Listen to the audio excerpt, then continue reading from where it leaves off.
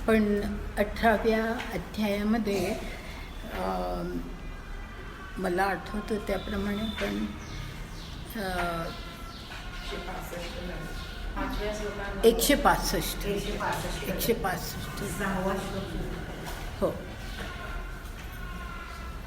आता 165 पर्यंत आपण जे आलो त्याच्यामध्ये तुम्हाला आठवत असेल तर लक्षात घ्या की अर्जुनाच्या मनामध्ये अशी शंका आलेली आहे की जर आपल्याला शास्त्राप्रमाणे कर्म म्हणजे ज्यांना कोणाला शास्त्रानुसार म्हणजे शास्त्रामध्ये जे सांगितलेलं आहे त्यानुसार जर कर्म करता आलं नाही म्हणजे आणि कितीही एकनिष्ठतेने कर्म केलं पण ते त्याप्रमाणे नसेल तर मग त्या कर्माची फळं भोगावी लागतात. तर मग त्यापेक्षा कर्मच न केलेलं बरं असं त्याच्या मनामध्ये विचार आलेला आहे आणि त्याला आता उत्तर भगवंत देत आहेत. आणि आपण जो 164 जो श्लोक पाहिला त्याच्यामध्ये हातवटिया असा एक शब्द आहे. त्याचा अर्थ हातोटी असं मी सांगितलं. हातोटी म्हणजे युक्ती की हातोटी काय आहे की कर्म करायची पण फळांचा त्याग करायचा म्हणजे फळांचा विचार हे मनामध्ये धरून कर्म करायची नाही तो फलत्याग.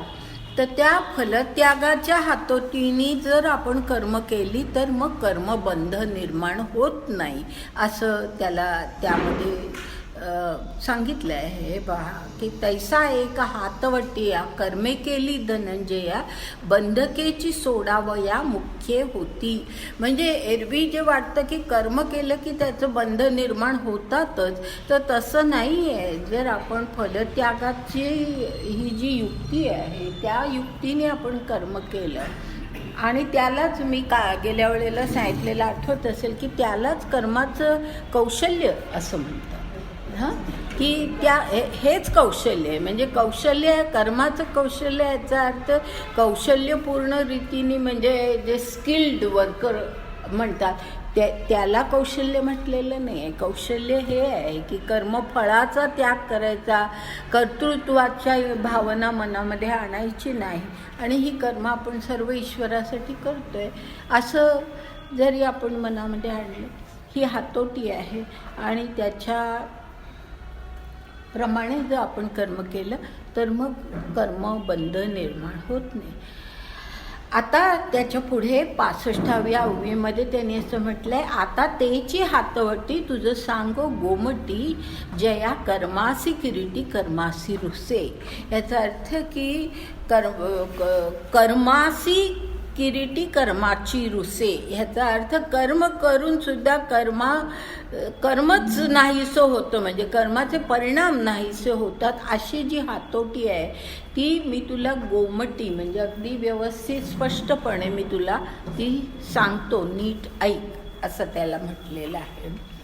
आणि आता ती ह्याच्या पुढच्या भागामध्ये ती हातोटी ते त्याला स्पष्ट करतात. खरं म्हणजे कर्मयोग आपण जो पाहिला त्या कर्मयोगामध्ये हे आपण सर्व पाहिलं आहे पण आता 18वा अध्याय म्हणजे सगळ्याचं सार आहे त्यामुळे कर्मयोगाचं सार सांगताना हा उल्लेख आलेला आहे. आता ह्या त्याच्या पुढे ही 66वी जी ओवी आहे ती पहा.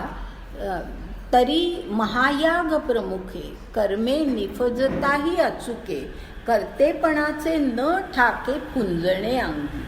म्हणजे महायाग म्हणजे मोठे मोठे यज्ञ करून सुद्धा अशा प्रकारची कर्म निफजताही अचुके म्हणजे अगदी पूर्ण विधीपूर्वक असे महायाग आपण जरी केले तरी कर्तेपणाचे न ठाके पुंजणे अंगी. ते पुंजणे शब्द आहे त्याचा अर्थ मद की कर्तृत्वाचा मद जो असतो की आपण मी कर्म करतो या कर्तृत्वाच्या भावनेने आपण फुगून जातो ते पुंजणे असं म्हटलेलं आहे. पुंजणे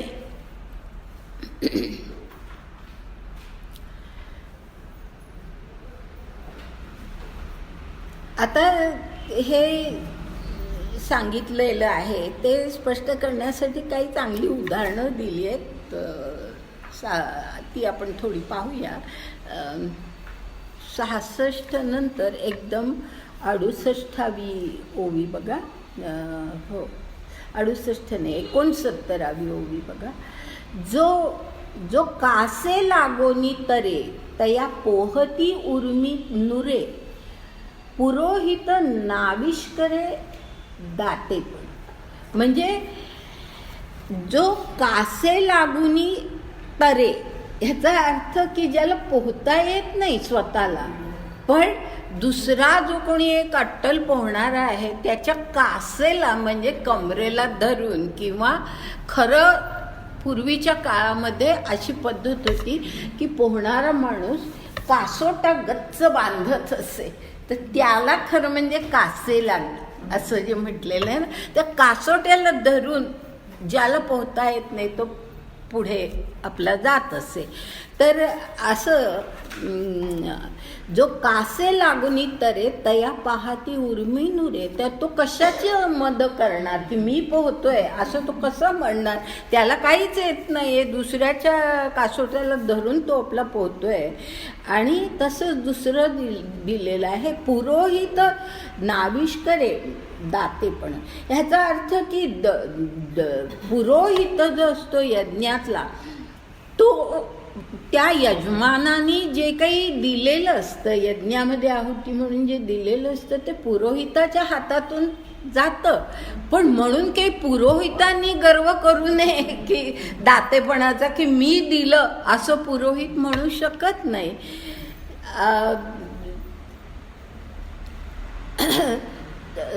तसंच पुढे तैसे कर्तृत्व, पुढची ओवी, तैसे कर्तृत्व अहंकारे नेघोनी यथा अवसरे कृत्य गाताची निरहरे सारी जती. म्हणजे ह्याचा अर्थ कृत्य जात, ह्याचा अर्थ जी काही कृत्य, जी काही कर्म आपल्या वाट्याला येतात त्याला कृत्य जात असं म्हटलेलं आहे. तर जी काही कर्म आपल्या वाट्याला येतात ती जी येतात ती आपण पूर्ण करायची असतात, पार पाडायची असतात. परंतु कर्तृत्व अहंकार नेघोनी तथा अवसरे, म्हणजे कशी करायची, तर कर्तृत्व आपल्याकडे घ्यायचं नाही. केलंय, आपल्या वाट्याला आलेलं आहे हे, पण मी केलं असा जो काही एक अहंकार असतो तो मनामध्ये आणायचा नाही.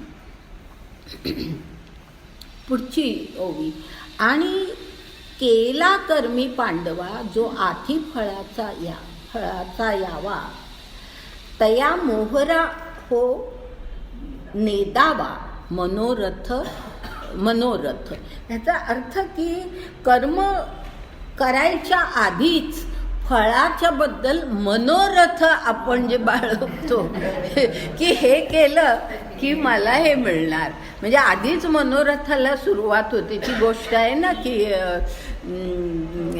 डोक्यावरती हे घेऊन चालली होती आणि मग तिला असं वाटलं की आपण हे एवढं विकलं की आपल्याला एवढे पैसे मिळतील. करता करता त्या मनोरथामध्ये ती इतकी गुंतली बाई की ती डोक्यावरची टोपली पडली आणि सगळं हातलं हे होऊन गेलं. तर तसं जे आहे की आधीच मनोरथ आपण त्या वाटेला तया मोहरा ने दावा, म्हणजे आपण त्या बाजूला कधी वळू नये. त्या मोहरा म्हणजे त्या वाटेला अर्जुना आपण कधी वळू नये, मनोरथांच्या वाटेला आपण कधी वळू नये. आता त्यानंतर मधल्या काही ओव्या गाळून 76वी ओवी घेते. म्हणोनी फळी लागू सांडवणीच आहे ना, सांडोनीच आहे ना, हां. म्हणोनी फळी लागू सांडोनी देह संगू कर्मे करावी हा चांगू निरोप माझा. म्हणजे त्यांनी शिकवण दिली. निरोपू याचा अर्थ मी तुला सांगतो अर्जुना की कशी करावी, तर फळी लागू सांडोनी, म्हणजे जी काही फळांची आशा असते ती सगळी सोडून द्यायची. आणि आणखी काय सोडायचं, देहसंग. की देहसंग म्हणजे कर्तृत्वाला, की माझ्या देहाने हे कर्म केलं म्हटलं की तुमच्यामध्ये अहंकार आलेला असतो. जेव्हा देहबुद्धी मनामध्ये असते त्यावेळेला अहंकार येतो. ज्या वेळेला देहबुद्धी नष्ट होऊन आत्मबुद्धी निर्माण होते तेव्हा आपोआपच आपला अहम बाजूला जातो.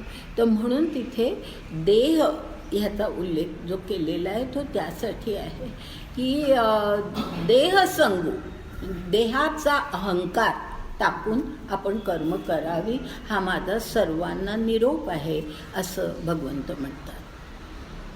आता त्याच्या पुढे 7व्या श्लोकानंतर 78वी ओवी बघा.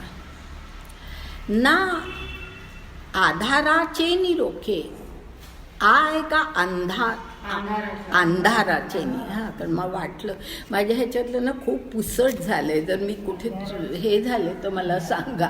इतकं ते आणि आता पुन्हा ते झेरॉक्स करण्याची हे नाही आहे ना.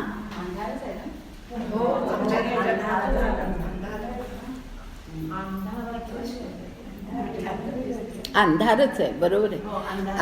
अर्थ पाहिला तर तेच होतं ना. अंधाराचे निरोखे जैसी डोळा रोविजती नखे तैसा कर्म द्वेषे तो अशेखे कर्मेची सांडी.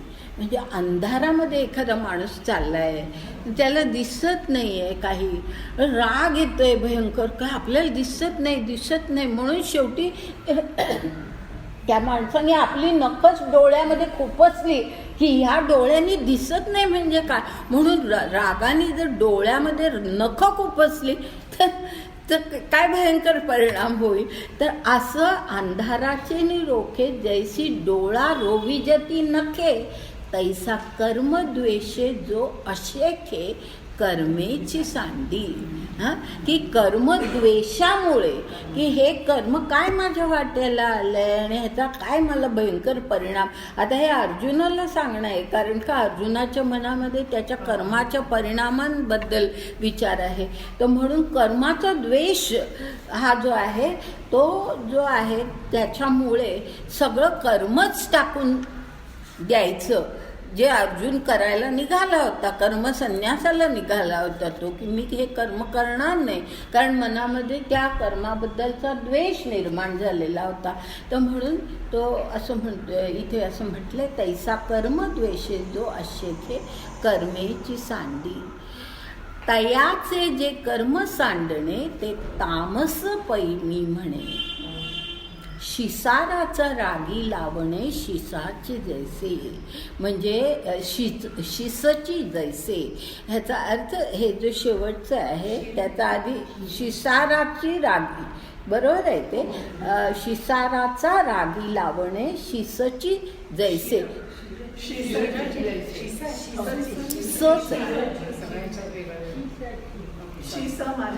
हां, माझ्या याच्यात शिस आहे आणि काही म्हणजे तोही शब्द बरोबर आहे. तुमच्या ह्याच्यात शिरा असेल तर तोही शब्द बरोबर आहे, कारण तोच त्याचा अर्थ आहे की भयंकर डोकं दुखतंय म्हणून डोकंच तोडून टाकायचं. असं म्हणजे जसं मगाशी म्हटलं की अंधाराने दिसत नाहीये म्हणून डोळ्यामध्ये नख खुपसायची, तसं दुसरं उदाहरण दिलंय की शिसाराचा रागी लावणे शिसची जैसे. लावणे याचा अर्थ की ते डोकं दुखतंय भयंकर म्हणून डोकंच तोडून टाकायचं. असं जे असतं तसं हे आहे की कर्मद्वेषासाठी कर्मच सांडून टाकायचं. तयाचे जे कर्म सांडणे ते तामस पै मी म्हणे असं म्हटले. म्हणजे असं कर्म टाकणं ह्याला तामस त्याग, तामस त्याग असं म्हटलेलं आहे. आणि ह्यांनी म्हणजे मला आठवण झाली म्हणून सांगते की श्री अरविंदांनी त्यांच्या गीतेवरच्या पुस्तकामध्ये अगदी स्पष्ट हा असा उल्लेख केलेला आहे. म्हणजे ह्या ओवीचा नव्हे पण असा उल्लेख केलेला आहे की अर्जुन जो कर्माचा त्याग करत होता त्या रणभूमीवरती तो तामस त्याग होता असं त्यांनी म्हटलेलं आहे. त्याचं स्पष्टीकरण या ठिकाणी येतं आहे की ह्या कर्मामुळे मला जी काही फळं भोगावी लागतील त्याचा विचार तो करतोय आणि म्हणून तो त्याग करतोय आणि म्हणून त्याला तामस त्याग असं म्हणतात. पुढे आता पुढची 182 ओवी. तैसा कर्माचा बाधू कर्मे निस्तरीचे करिते वर्मे, हे तामस नेणे भ्रमे माजविला. म्हणजे हा जो तामस माणूस असतो, तामस वृत्तीचा, तो कसा असतो? भ्रमे माजविला. म्हणजे त्याच्या डोक्यामध्ये भ्रम असतो, त्याला काही समजत नसतं, संभ्रम म्हणा किंवा त्याला स्पष्ट काही माहिती नाही. आणि म्हणून मग तो काय करतो की कर्माचा बंध लागूच नाही म्हणून कर्म टाकतो. पण कर्म निस्तरी जे करितेनी वर्मे हा जो शब्द असा घातलेला आहे त्यातला तो वर्म शब्द आहे ना, तो वर्म शब्द म्हणजे ज्याला आधी हातोटी म्हटले तेच या ठिकाणी वर्म या शब्दाने. निस्तरी जे कर्म म्हणजे कर्म करून सुद्धा कर्म फळाची जर आपण अपेक्षा मनामध्ये ठेवली नाही आणि कर्तृत्वाची आकांक्षा मनामध्ये ठेवली नाही तर मग आपल्याला कर्म आपण करून सुद्धा आपण ते निस्तरीजे म्हणजे त्या कर्म ते नाहीसं होतं. आपण केलेलं कर्म नाहीसं होतं. हे वर्म तो जाणत नाही, हा त्याचा भ्रम आहे. आलं लक्षात? हा त्याचा भ्रम आहे की तो भ्रमात आहे. म्हणजे त्याला हे वर्म कळलेलं नाही, त्याला ही हातोटी कळलेली नाही. पुढची ओवी आहे की स्वभावे आले विभागा, ते कर्मची ओसंडी पैगा, परी झणे आतुळा काय आहे? झणे आतळा त्यागा आतळा. हां, झणे आतळा त्यागा तामसा तया. म्हणजे हे जे पुढचं आहे त्याचा झणे आतळा त्यागा याचा अर्थ अर्जुना हे असं तामस त्याग ही जर कल्पना तुझ्या मनामध्ये असेल तर ती झटकन टाकून दे. झणे हा शब्द त्या अर्थाने म्हटलेला आहे की झटकन तू असा विचार तुझ्या मनामध्ये जर असेल तर तो टाकून दे तामस त्यागाचा.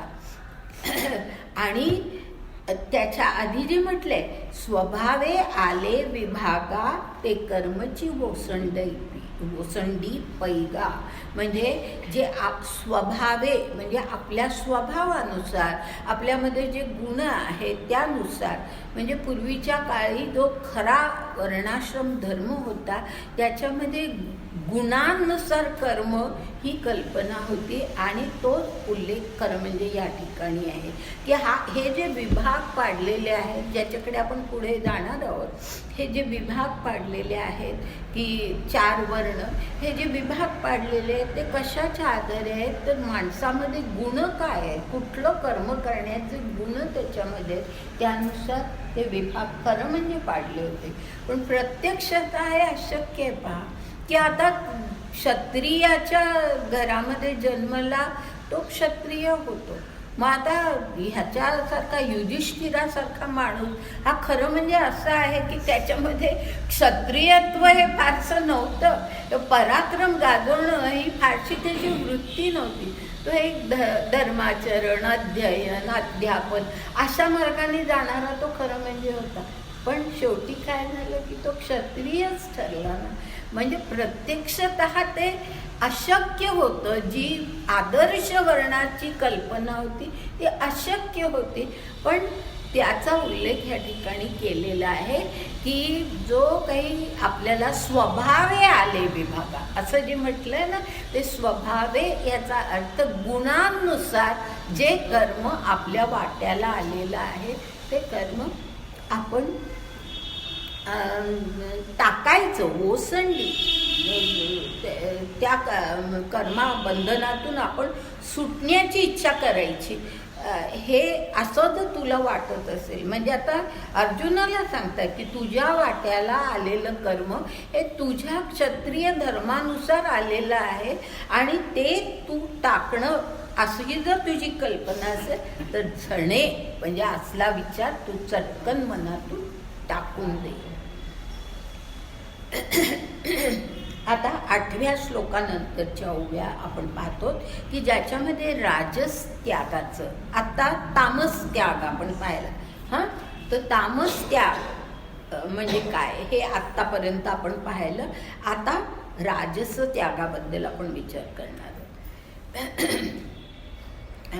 पहिली जी ओवी आपण घेतोय ती 84 ओवी आहे, 184. राजस नाही काय आहे, अथवा स्वाधिकारू बुझे आपुले विहितही सुजे परी करीतया उभजे निबरपणा. म्हणजे हा राजस्त्याग कसा असतो की ह्या राजस्त्याग करणाऱ्या माणसाला हे सगळं कळत असतं. स्वाधिकारू बुझे म्हणजे आपला अधिकार काय आहे, आणि अधिकार म्हणजेच कर्तव्य असतं. ज्या वेळेला आपण अधिकार आणि कर्तव्य ह्या एकाच नाण्याच्या 2 बाजू असतात, ते नेहमी लक्षात ठेवा. जेव्हा आपण एखादा अधिकार मागतो त्यावेळेला त्याच्याबरोबर कर्तव्य येतं. तर स्वाधिकारू बुझे, बुझे याचा अर्थ त्याला कळतंय, त्याला बोध झालेला आहे, त्याला स्वाधिकार कळतोय. आपुले विहितही सुजे म्हणजे त्याला सुजे याचा अर्थ त्याला कळतंय, आपलं विहित कर्म काय आहे हेही समजतंय. परी करीतया उभजे निबरपणा, करीतया उभजे निबरपणा ह्याचा अर्थ असा की तो जो निबरपणा शब्द आहे ना, त्याचा अर्थ असा की हे कर्म आहे आपण केलं पाहिजे, हे सगळं कळलेलं आहे, पण मनामध्ये असा भाव आलेला आहे की हे कर्म करण्यामध्ये कष्ट खूप आहे. निबरपणा ह्याचा अर्थ तो आहे या ठिकाणी की हे कर्म करण्यामध्ये कष्ट खूप आहे. हां, की राजस त्याला म्हणतात की कष्ट खूप आहेत ह्याच्यामध्ये, भयंकर आपल्याला काहीतरी यातना हे कर्म करताना होणार आहे हे त्याला कळतंय. करीतया उभजे निबरपणा म्हणजे त्याला ती जाणीव आहे की आपल्याला हे आपलं कर्तव्य आहे, हा आपला अधिकार आहे, हे आपलं विहित काम आहे, कर्म आहे, हे सगळं कळत आहे, पण तरी सुद्धा त्या कर्माचे कष्ट त्याला जाणवत आहे. आणि म्हणून मग काय होतं की पुढची ओवी, जे कर्मारंभाची कड नावेक होय दुवाड वाहतीये वेळे जडे शिदोरी जैशी. म्हणजे ज्याप्रमाणे शिदोरी म्हणजे काय असतं की काहीतरी अन्न घेऊन आपण खाण्याच्या वस्तू घेऊन जातो, ती शिदोरी. तर ती शिदोरी वाहतीये वेळे जड, ज्या वेळेला आपल्याला ती घेऊन जायची असते त्यावेळेला ती जड वाटते, पण त्याची गरज असते, आपल्याला खाण्याचे पदार्थ असतात. तर वाहतीये वेळे जड शिदोरी जैशी. तसंच ह्या ठिकाणी म्हटलंय, जे कर्मारंभाची कड नावेक होय दुवाड. दुवाड म्हणजे कष्टप्रद, दुवाड म्हणजे कष्टप्रद. की कर्मारंभाची कड ह्याचा अर्थ या कर्माला आरंभ केला की ते किती कष्टप्रद आहे हे जाणवत असतं. हां, किती आपल्याला कष्ट करावे लागणार आहेत हे जाणवत असतं. पण बरोबर शिदोरीची उपमा कशी दिली की वाहत्यानं शिदोरी जड असते, पण ती नाही वाहिली तर मग उपाशी राहावं लागेल. तर तसं ह्या कर्माच्या बाबतीत आहे. तसंच आणखी पुढेही उदाहरण तसंच आहे. निंब जिभे कडुवट हिरडा पहिले तुरटू तैसा कर्मा एल शेवटू खणूवाळा. खणूवाळा ह्याचा अर्थ सर्व हितकारक असा आहे. सर्व हित ज्याच्यातून साधतं तैसा कर्मा ऐल शेवटू, म्हणजे जेव्हा आपण ते कर्म पूर्ण करतो त्यावेळेला ते सर्व हितकारक असतं. आणि त्याच्या आधी काय, जिभे निंब, जिभे म्हणजे कडुलिंब हे जिभेला कडवट लागतं, हिरडा तुरट लागतो पहिल्यांदा, पण तो आवश्यक आहे. त्याचप्रमाणे इथे कर्मा ऐल शेवटू खणूवाळा, म्हणजे सगळं हे कर्म आपण शेवटाला नेलं की ते सर्व हितकारक असं ते कर्म असतं. आता पुढच्या काही ओव्या मी गायते, कारण तेच पुन्हा पुन्हा वेगवेगळी उदाहरणं देऊन सांगितलंय म्हणून गायते. 92 ओवी एकदम घेते. ऐसा शरीराची या क्लेशा भेणे कर्मे विरेशा सांडी तो परियेसा राजस त्यागू. म्हणजे विरेशा म्हणजे अर्जुना लक्षात घे की शरीराला क्लेश होतील या भीतीने, भेणे म्हणजे या भीतीने कर्मच टाकून द्यायचं, हा जो त्याग असतो तो राजस त्याग असतो.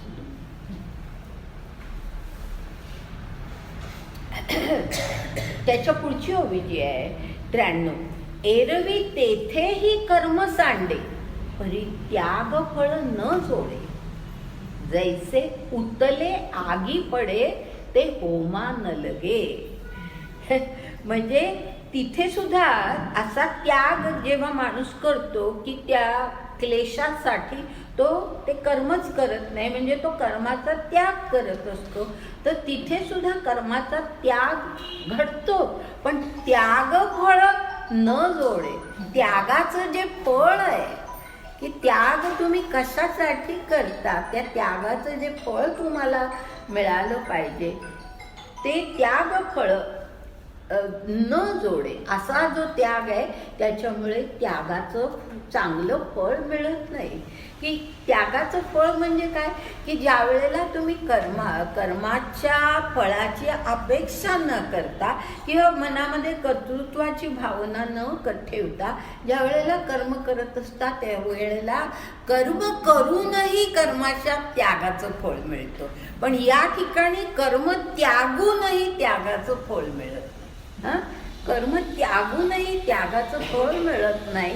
आणि उदाहरण फार सुंदर दिले, जैसे उतले आगी पडे ते होमा न लगे. म्हणजे उतले आगी पडे ह्याचा अर्थ की समजा दूध ओतू गेलं, उतले, जर दूध ओतू गेलं आगीमध्ये तर ते होमात न लगे, म्हणजे ते होमात टाकले असं की ते कळेला जाऊ दे देवाला अर्पण असा म्हणतो आपण, पण ते देवाला आपण अर्पण करण्याची भावना मुळीच नसते, ते ओतू केलेलं असतं. तर जैसे उतले आगी पडे ते होमा न लगे, सुंदर उदाहरण या ठिकाणी दिले. त्यानंतर मधली एखाद दुसरी ओवी गाळून 96 ओवी. किंबहुना आपुले जै ज्ञान होय उदया आले ते नक्षत्रा ते पाहले गिळी जैसे. म्हणजे जसा आता हे जे शेवटचं आहे ना, नक्षत्रा ते पाहले गिळी जैसे, ह्याचा अर्थ तो आधी लक्षात घेऊया आपण की पाहले म्हणजे काय, पहाट झाली, हा सूर्य उगवायला लागला, पाहले. या शब्दाचा अर्थ मी अगदी सुरुवातीपासून सांगितलाय. पाहले म्हणजे आता उजाडायला लागलं, मग नक्षत्र आपल्याला दिसत नाही. नक्षत्र असतात, ती तिथेच असतात, पण ती आपल्याला दिसत नाही. म्हणजे तो जो प्रकाश आहे त्या प्रकाशाने जणू काही ती नक्षत्र गिळून टाकली असं म्हटलंय. आणि त्याच्या आधी म्हटलंय किंबहुना आपुले जै ज्ञान होय उदया आले. म्हणजे ज्या वेळेला आपल्याला ज्ञान होतं की कर्म कसं करावं, ती हातोटीचं आपल्याला ज्या वेळेला ज्ञान होतं त्यावेळेला कर्म करून सुद्धा, म्हणजे जसं ती नक्षत्र तिथेच असतात पण ती आपल्याला दिसत नाही. तसं आपण कर्म करतो पण त्या कर्माचा बंध आपल्याला लागत नाही. तर किंबहुना आपुले जे ज्ञान होय उदया आले, म्हणजे त्या ज्ञानाचा उदय एकदा झाला की मग त्या आपल्याला कर्माचा बंध लागत नाही. कर्म करून सुद्धा कर्माचा बंध लागत नाही. त्यानंतर एक ओवीमध्ये गाळून म्हणजे ह्याला किती ओवी गाळते वाचली तरी तुमच्या लक्षात येईल की याला राजस त्याग म्हणतात असं त्यांनी त्या ओवीमध्ये सांगितलंय. पुढे 99वी जी ओवी आहे ती अशी आहे, तरी कोणे पायेथ त्यागे ते मोक्ष फळ गररिगे, हेही ऐकच प्रसंगे बोलिजेल.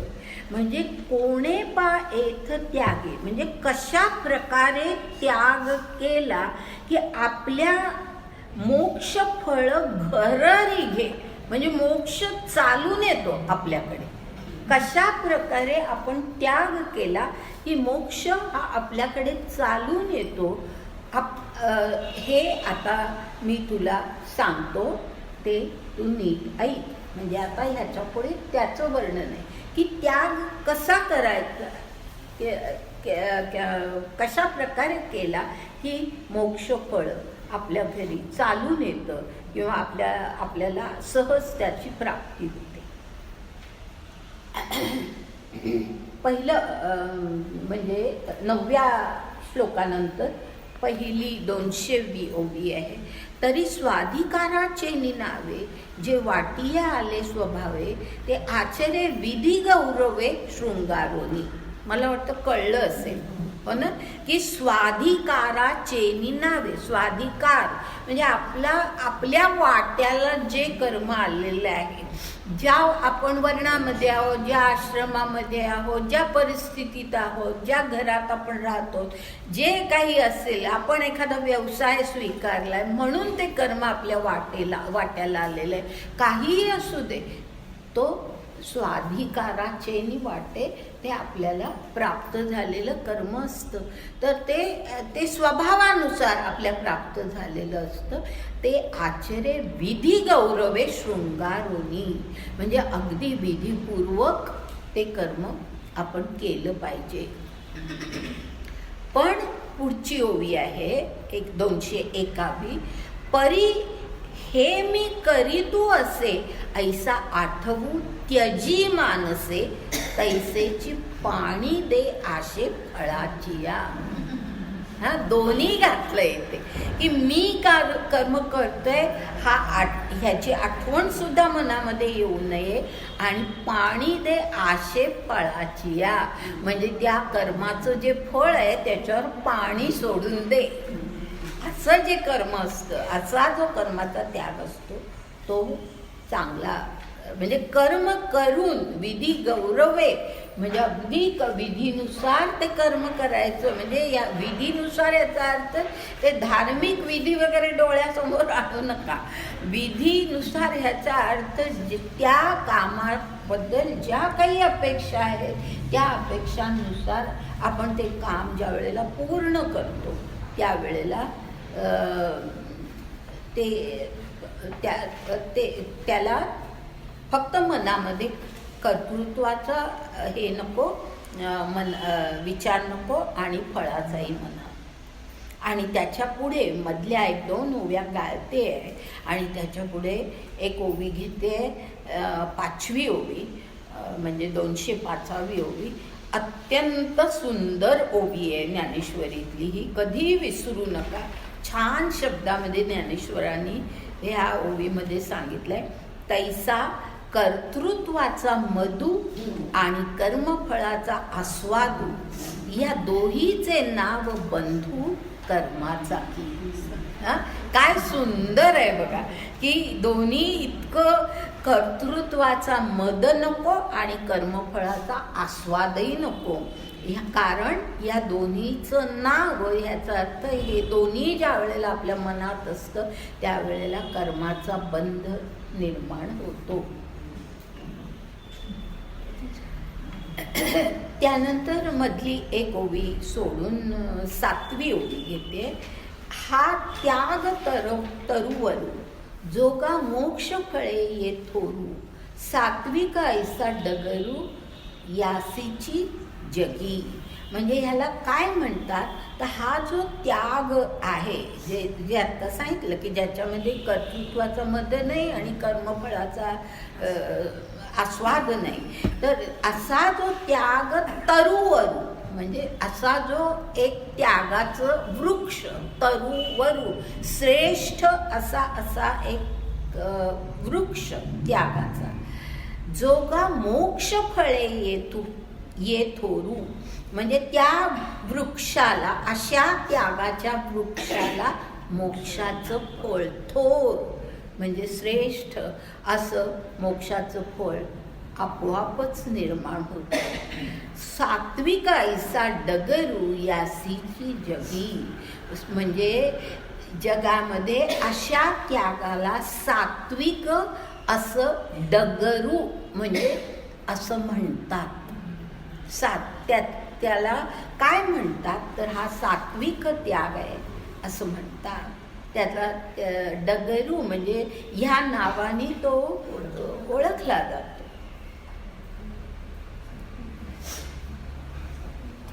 पुढे 8वी ओवी.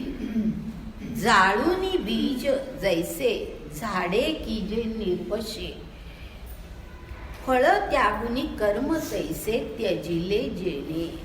म्हणजे ज्याप्रमाणे बीज आपण जाळलं की झाड निर्वश करतो आपण, त्याच्या पुढे मग तसं झाड येऊ शकत नाही.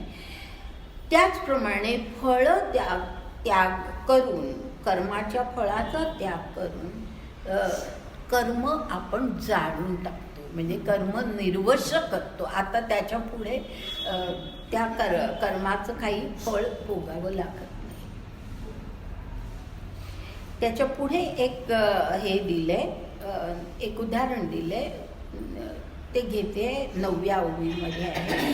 तया लागत खेवो परिसी, धातूची गंधी काळीक जैसी, जाती रजत मे तैसी तुटली दोन्ही.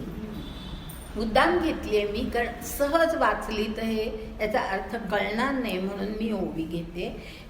तर परिसी म्हणजे हे नीट ऐक अर्जुना. त्यांनी काय उदाहरण या ठिकाणी दिलंय की धातूची गंधी काळीक जैसी जाती. म्हणजे लोखंडाला परिसाचा जर स्पर्श झाला तर त्याचा गंध असं जे म्हटलंय ना, त्याचा अर्थ गंज असा आहे. लोखंडाला जो एरवी गंज येतो तो गंज असा त्याचा गंध म्हणजे गंज या ठिकाणी. तर त्याचा तो गंज आणि काळीक म्हणजे काळीमा, लोखंडाचा जो काळीमा असतो आणि लोखंडाला जो गंज येऊ शकतो, हे दोन्हीही निघून जातं. एकदा त्याला परिसाचा स्पर्श झाला की हे दोन्ही निघून जातं. त्याचप्रमाणे जाती रजतमे तैसी तुटली दोन्ही. म्हणजे काय तुटली तर कर्मफळ आणि कर्तृत्वाचा मद, हे दोन्ही जर तुटलं, आपण ते जर मनातून काढून टाकलं तर मग काय होतं, आपल्या मनातले म्हणजे जो आधी त्यांनी राजस त्याग सांगितलाय, तामस त्याग सांगितलाय, ते दोन्ही नष्ट होत. रजतम नष्ट होतं, उरतं काय सत्व, सात्विक त्याग उरतो. रजतम त्याग आधी सांगितलाय म्हणून आता ते सात्विक त्याग सांगतायत. आणि तो अशा प्रकारे की ज्याप्रमाणे लोखंडाचा काळीमाही जातो आणि गंजही जातो, त्याप्रमाणे ह्या कर्माचं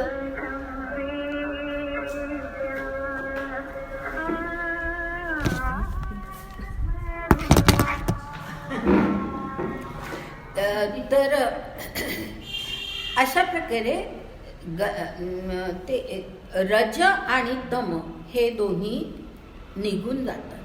म्हणजे उरतं काय, सत्व उरतं. आता बघा पुढची ओवी तशीच आहे. मग सत्वे तेने चोखाळे, उघडता आत्मबोधाचे डोळे ते तर मुगांबू सांज वेळे होय जैसे, म्हणजे ज्याप्रमाणे सांज वेळेला मृगांबू म्हणजे मृगजळ, संध्याकाळी मृगजळ दिसत नाही, कारण मृगजळ हे केवळ उन्हाच्या त्या किरणांमुळे दिसत असतं, सूर्याच्या किरणांमुळे, तर ते सांज वेळेला दिसत नाही. त्याचप्रमाणे आत्मबोधाचे डोळे उघडले की मग हे सत्वेतेने चोखाळे, म्हणजे ज्याप्रमाणे तो लोखंडाचा काळीमा जातो, गंज जातो, त्याचप्रमाणे आत्मबोधाचे डोळे एकदा का उघडले म्हणजे आपल्याला आत्मबोधाची जागृती झाली. डोळे उघडले याचा अर्थ आत्मबोधाची जागृती आपल्या मनामध्ये झाली की आपण कोण आहोत, तर आपण आत्मा आहोत, आपण हे शरीर नाही आहोत.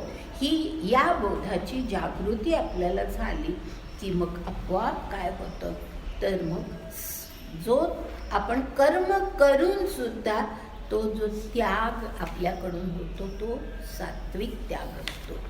आता पुढे जाऊया आपण.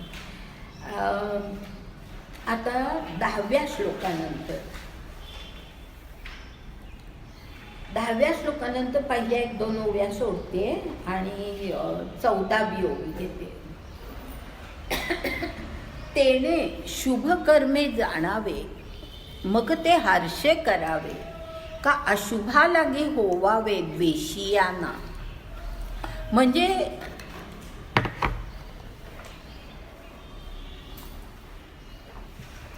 मनामध्ये हे शुभ कर्म आहे का अशुभ कर्म आहे ह्याचा विचार करून आपण ज्या वेळेला ते कर्म करायचं का नाही हे ज्या वेळेला आपण ठरवतो त्यावेळेला आपण कर्मफळाची अपेक्षा करतच असतो ना. हे शुभ म्हणजे याचं फळ शुभ, हे अशुभ ह्याचा अर्थ ह्याचं फळ अशुभ.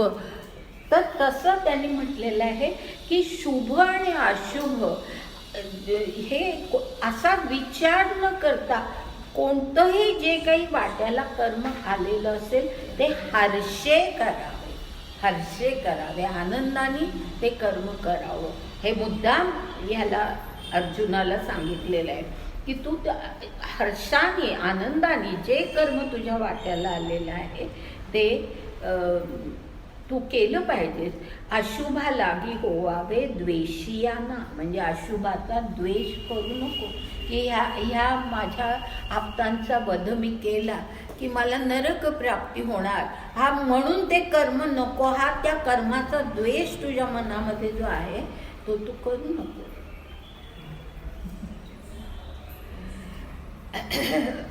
त्यानंतर पुढची ओवी, तरी याविषयीचा काही तया एकूही संदेह नाही, जैसा स्वप्नाचा का ठाई जगन नलिया. म्हणजे हा जो शेवटचा भाग आहे तो आधी आपण घेऊया की ज्याप्रमाणे जगिन नलिया याचा अर्थ माणसाला जाग आली. जगिन नलिया म्हणजे झोपलेला माणूस जागा झाला की मग स्वप्न हे खोटं आहे हे त्याला कळून जातं. त्याचप्रमाणे एकदा का आत्मबोध नीट झाला की मग कुठल्याही कर्माविषयीचा हा शुभ आहे का अशुभ आहे असला संदेह मनामध्ये राहत नाही. आणि मग म्हणून काय होतं, पुढची ओवी बघा, म्हणून कर्म आणि कर्ता ह्या द्वैत भाषाची वार्ता नेणे तो पांडुसुता सात्विक त्यागू. कर्म आणि कर्ता हे दोन्ही त्याच्या मनामध्ये उरत नाही, कारण मी आत्मा आहे म्हटल्यानंतर कर्ता, मग आत्मा हा कर्ता नाही आहे. पुढे येणार आहे ते पुढच्या काही ओव्यांमध्ये ते आणखी स्पष्ट केलेलं आहे की आत्मा कर्म करत नाही. कर्म कोण करतं, आपलं शरीर, आपलं मन, हे सगळं, म्हणजे मन वगैरे सुद्धा शरीराचेच भाग आहेत, इंद्रिय आहेत. तर अशा प्रकारे ही जी कर्ता कर्म हे काही त्याच्या मनामध्ये अशी द्वैत भाषा किंवा ही अशा प्रकारची वार्ता त्याच्या मनामध्ये सुद्धा येत नाही. त्याला सात्विक त्याग असं म्हणतात.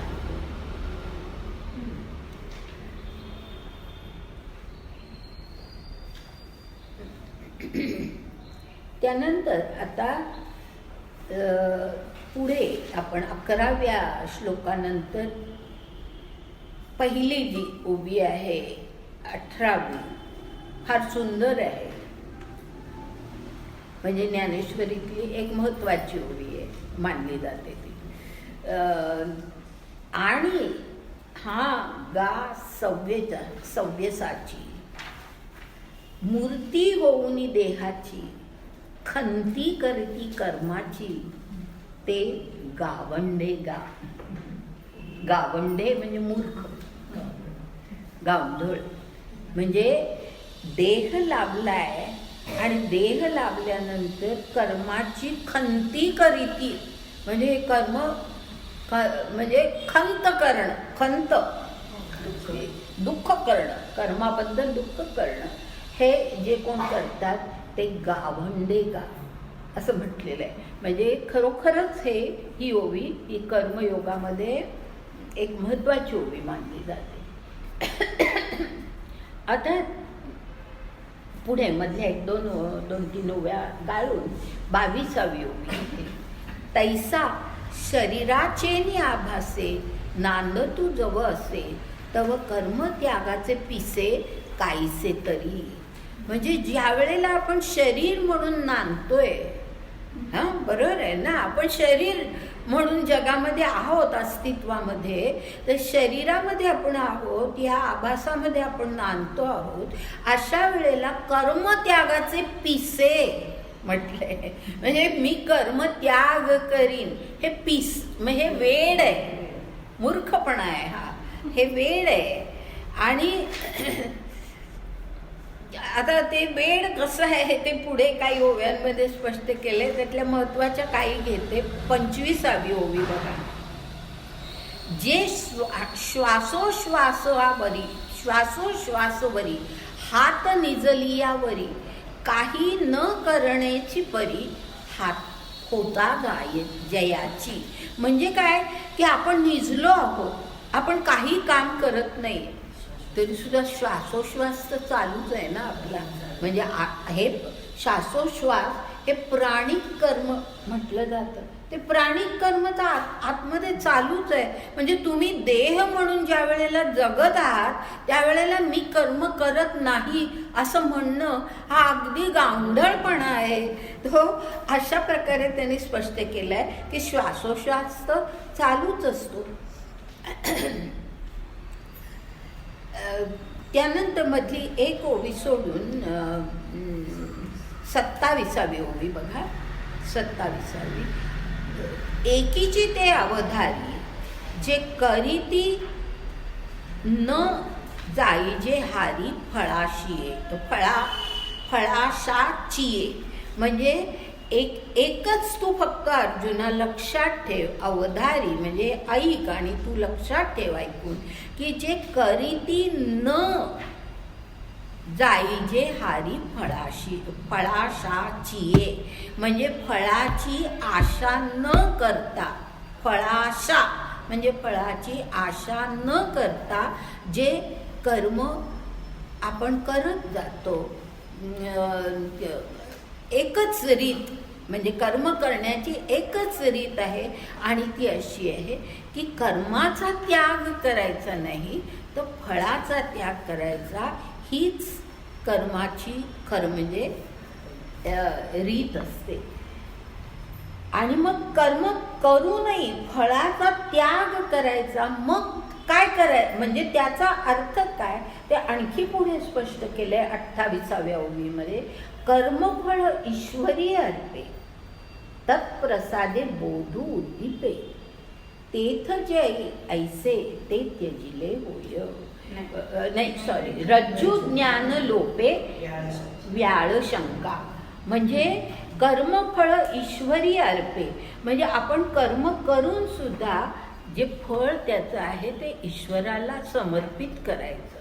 ते आपल्यासाठी कर्म नाही आहे, ते ईश्वराला अर्पण करायचं. आणि त्यामुळे मग ईश्वराचा प्रसाद आपल्याला मिळतो. आणि बोधू उद्दीपे, याचा अर्थ आपलं ज्ञान, आपलं समज ही अधिक उद्दीपित होते, अधिक वाढते. आणि मग तेथे जेव्हा असं ज्ञान वाढतं तेव्हा काय होतं, रज्जू ज्ञाने लोपे व्याळ शंका, म्हणजे ज्या वेळेला उजेड पडला व्यवस्थित की कळतं की हा साप नाही आहे, ही दोरी आहे. म्हणजे आपल्याला मनामध्ये झालेला तो आभास होता हे आपल्याला कळतं. तसंच ज्या वेळेला बोध उद्दीपित होतो त्यावेळेला आपोआपच मग आपल्या त्या आत्मबोधामुळे आपण तो प्रसाद आहे देवाचा, आणि त्याच्यामुळे आपण ही मनातली सगळे हे जे भ्रम आहेत, आभास आहेत, ते सगळे नाहीसे होतात. तेने आत्मबोधे तैसे अभिदेसी कर्मनाशे पार्था त्यजिजे जै ऐसे ते त्यजिले होय. म्हणजे अशा प्रकारे आत्मबोधाप्रमाणे अविद्येसी कर्मनाशे, म्हणजे आत्मबोधाप्रमाणे आपण जर योग्य कर्म केलं तर ते कर्म हेचा म्हणजे त्याचा बंध निर्माण होत नाही. पण त्याच्या त्या आत्मबोधामुळे काय होतं की कर्म करून सुद्धा कर्माचा नाश होऊ शकतो. पार्थात त्यजिजे जै ऐसे ते त्यजिले होय, म्हणजे असा जो त्याग केला जातो त्याला त्याग, खरा त्याग असं म्हणतात. त्याला खरा त्याग असं म्हणतात. आणि त्या असं म्हणून मग शेवटची जी 32वी ओळी आहे तिथे हाच विचार आणखीन वेगळ्या शब्दामध्ये असं मांडलेला आहे. परिहे असो पुढती तोची त्यागी त्रिजगती जेणे फळ त्याग निष्कृती केले कर्म. म्हणजे संबंध त्रिजगती म्हणजे सर्व जगामध्ये त्रिजगती असा ज्या वेळेला म्हटलं जातं त्यावेळेला भूभुवस्वा असा जे म्हटलं जातं ना, ते अपेक्षित असतं त्या ठिकाणी. तर त्रिजगती तो त्याला त्यागी असं म्हणतात की जो फळत्यागही करतो आणि निष्कृती केले कर्म. याचा अर्थ निष्कृती, याचा अर्थ कर्म करून सुद्धा कर्तृत्वाचा अहंकार मनामध्ये नाही, म्हणजे निष्कृती कर्म केलं. फळाचाही त्याग आणि कर्तृत्वाचाही त्याग म्हणजे कर्माला निष्कृत करणं. म्हणजे कर्म करून सुद्धा ते निष्कर्म होणं. नैष्कर्म्य हा शब्द तुम्ही ऐकला असेल तर तो नैष्कर्म्य या शब्दाचा अर्थ खरं म्हणजे हा आहे की कर्म टाकायचं नाहीये, कर्माचा त्याग करायचा नाहीये, पण फळाचा आणि कर्तृत्वाचा त्याग करायचा, ती निष्कृती किंवा नैष्कर्म्य. आता पुढे 12व्या श्लोकानंतर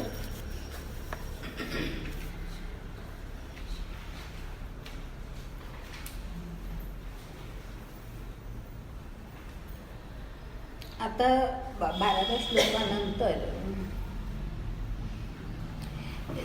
पहिली जी 33वी ओवी आहे ती आधी घेते. एरवी तरी धनंजया त्रिविधा कर्मफळा गायया समर्थते की भोगावया जे न सांडी तिची आशा.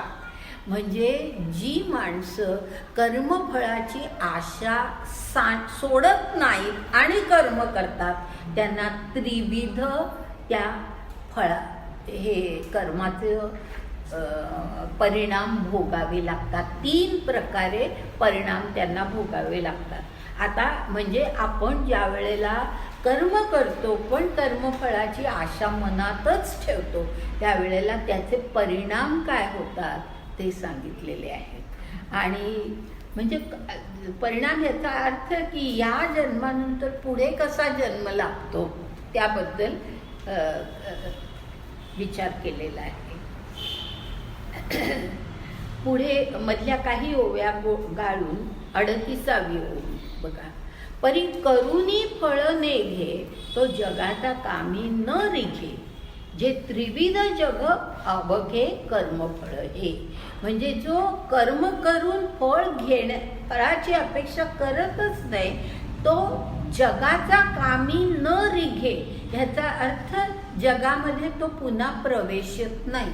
म्हणजे या जन्म मृत्यूच्या ह्या चक्रामध्ये तो पुन्हा येत नाही, त्याला मोक्ष प्राप्त होतो. परंतु सगळी माणसं अशी नसतात. मग कर्मफळाची आशा ठेवणाऱ्यांच्या बाबतीत काय होतं तर जे त्रिविध जग अवघे कर्मफळ हे. म्हणजे हे जे त्रिविध जग आहे हे अशा लोकांच्या कर्माचं फळ आहे.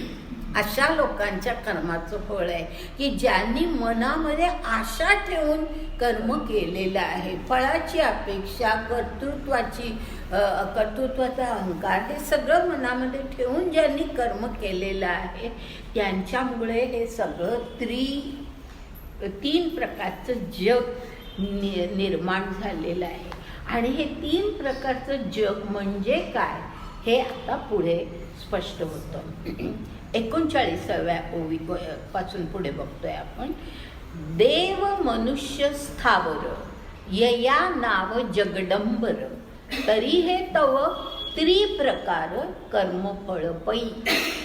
आलं लक्षात? अगदी सहज कळण्यासारखं आहे की देव हा एक भाग, मनुष्य हा एक जन्म आणि स्थावर म्हणजे दगड, माती, झाडंही नव्हे, निर्जीव अशा सगळ्या गोष्टी. तर असं जे सगळं आहे स्थावर आहे ते जे आहे म्हणजे देव मनुष्य आणि स्थावर यया नाव जगडंबर, म्हणजे सगळं जग या सगळ्यांनी भरलेलं आहे. आणि हे काय आहे तरी हे तव त्रिप्रकार कर्मफळ पै. कर्माची ही 3 प्रकारची फळं आहेत की मनामध्ये आशा ठेवून जे कर्म करतात त्यांच्यामुळे हे 3 प्रकारचे परिणाम भोगावे लागतात. आणि ते कसे तर पुढे म्हटलंय 240वी ओवी. ते जे एकगा अनिष्ट, एक ते केवळ इष्ट आणि एक इष्टानिष्ट त्रिविध ऐसे. हे 3 प्रकार कसे आहेत? एक अनिष्ट आहे, एक इष्ट आहे आणि एक आहे तो इष्ट आणि अनिष्ट यांचं मिश्रण आहे. म्हणजे श्लोक जर तुम्ही तो वाचला तर त्या श्लोकामध्ये मिश्र फळ असं त्यांनी म्हटलेलं आहे. तर ते इष्टानिष्ट असं ज्ञानदेवांनी म्हटले.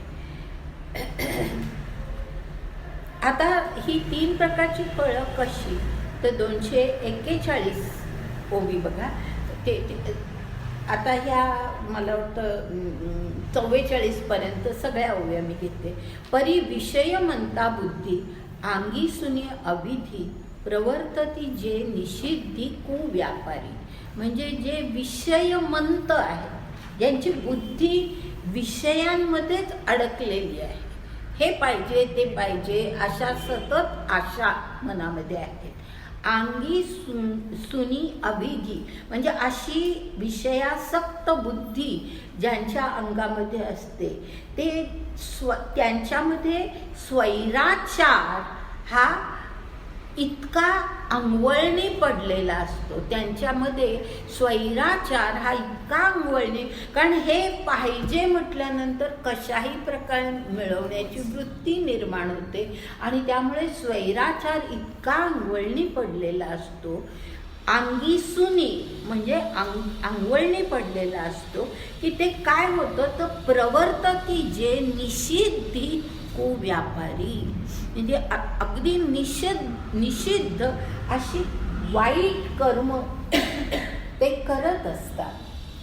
इतका स्वैराचार की त्यांना त्याच्याबद्दल काही इष्टनिष्ट हा विचार सुद्धा मनामध्ये नसतो. अशा प्रकारे ते कर्म करत असतात.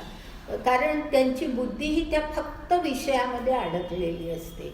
आणि मग त्याचा परिणाम काय होतो किंवा यांना पुन्हा जन्म काय लागतो, तर पुढची ओवी आहे, तेथ कृमी कीट लोष्ट हे देह लाहती निकृष्ट तया नाम ते अनिष्ट कर्मफळ. लक्षात आलं ना? अगदी सोपं आहे की अशा प्रकारचे देह लागतात. त्यानंतर मग पुढे ही 42वी झाली ग ओवी. आता 43वी. का स्वधर्मा मानू देता स्वाधिकारू पुढा सुद्धा सुकृत की जे पुसता नाही तो आमनयाते असा शब्द आहे बरं का. जर कोणाच्या ह्याच्यात चुकीचा पडला असेल तर नीट करून घ्या.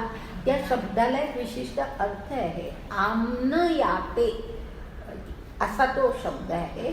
आणि आमनय ह्याचा अर्थ हा आपल्या परिचित नाही आहे, म्हणून मी या शब्दांचे अर्थ सांगते.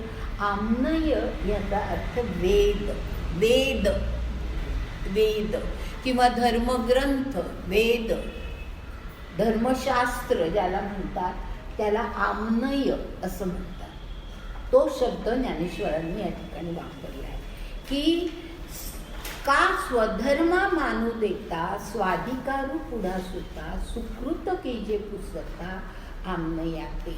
म्हणजे जी माणसं स्वधर्माला मान देतात, आपल्याला जे स्वधर्म याचा अर्थ की आपल्याला जे कर्तव्य करणं अपेक्षित आहे आपल्याकडून तो आपला धर्म, तर त्या स्वधर्माला जे मान देतात, स्वाधिकारू पुढा सुद्धा म्हणजे आपल्या त्याप्रमाणे आपल्या अधिकारानुरूप जे काम करतात, म्हणजे जे काम आपण स्वीकारलंय त्या कामाची जी जबाबदारी आपल्यावरती आहे त्या जबाबदारीनुसार, अधिकारानुरूप ह्याचा अर्थ त्या जबाबदारीनुसार जे काम करत असतात.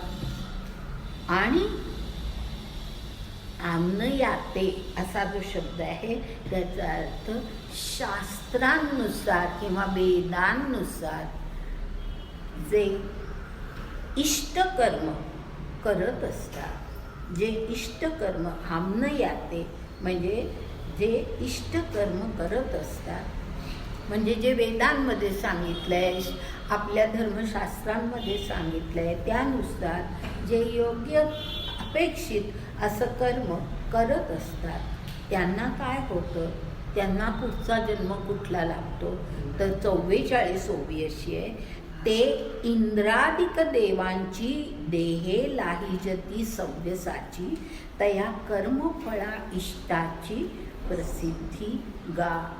म्हणजे त्यांना इंद्रादिक देवांचे देह लागतात. म्हणजे हे जे त्रिजगत आहे त्यातला स्वर्ग हा जो वरचा आहे, तर तिथे अशा देवांचे त्यांना देह लागतात. म्हणजे इष्टफळ करणं. आणि इष्ट ह्याचा अर्थ या ठिकाणी की सुकृत आहे की जे वेदांप्रमाणे किंवा धर्मशास्त्रांप्रमाणे सांगितलेलं आहे, ज्यांनी आपल्या स्वधर्माला मान देऊन आपल्या अधिकारानुसार जे काम करत असतात त्यांना अशा प्रकारचे देह लावतात. आता त्यानंतर मधल्या 1-2 ओव्या गाळून पुढे 47 ओवी आपण पाहतो. म्हणून समभागे शुभाशुभे मिळवणी अनुष्ठानाचे उभे तेने मनुष्यत्व लाभे ते मिश्र फळ. म्हणजे आता देवाचे देह कोणाला लाभतात ते आधीच सांगितलं. आता मनुष्य देह कोणाला लाभतात ते आता सांगितलेलं आहे. आणि ते कसं, तर शुभाशुभ कर्मे समभाग असतात. म्हणजे काही इष्ट कर्म काही अनिष्ट कर्म हातून घडत असतात. त्याच्यामुळे जो जन्म किंवा जो देह लाभत असतो ते मिश्र फळाचा ते मिश्र फळ आहे. आणि ते मिश्र फळ जे आहे ते म्हणजे मनुष्यत्व लाभे, त्यांना मनुष्य देह लाभतो. आता त्यानंतर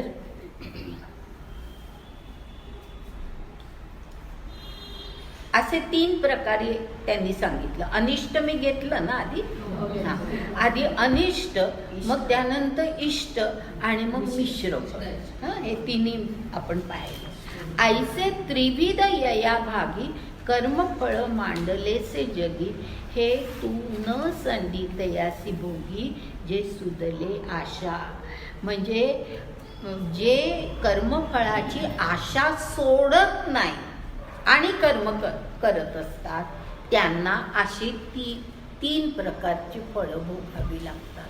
कारण स्वर्ग प्राप्ती हे सुद्धा असंच फळ आहे की त्या स्वर्गातून पुन्हा तुम्ही कधीतरी या जगामध्ये तो आत्मा येत असतो. म्हणजे हे मिश्र फळ आहे. म्हणजे हे अशा अगदी मिश्र म्हणण्यापेक्षा हे अशा प्रकारचं फळ आहे की मनातली आशा गेलेली नसते पूर्णतः. अगदी तुम्ही धर्मशास्त्राप्रमाणे काम करत असता पण तरी सुद्धा मनातली आशा संपलेली नसते आणि त्यामुळे मग हे अशा प्रकारचे जन्म लाभत असतात.